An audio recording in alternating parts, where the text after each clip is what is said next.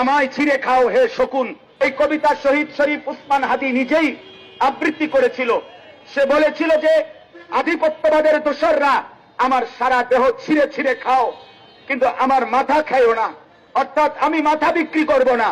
কিন্তু দুশ্মন শহীদ শরীফ উসমান হাদির মাথায় গুলি করেছে, জীবন দিয়েছে, কিন্তু শহীদ শরীফ উসমান হাদি প্রমাণ করেছে ধিম ধিম বাজে গণ তুন্দুবি দামামা, হাকে ধীর শির দেগা লিহি দেগা আমামা।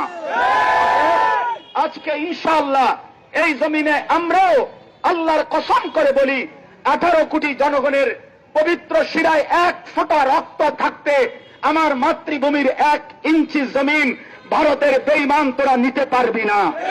এই জমিন 1 রক্ত নয়, 1 হাদি নয়, লক্ষ কোটি হাদির রক্তের পবিত্র জমিনে প্রয়োজনে খুন ঝরবে, কিন্তু আজাদি থাকবেই থাকবে, থাকবেই থাকবে, থাকবেই থাকবে।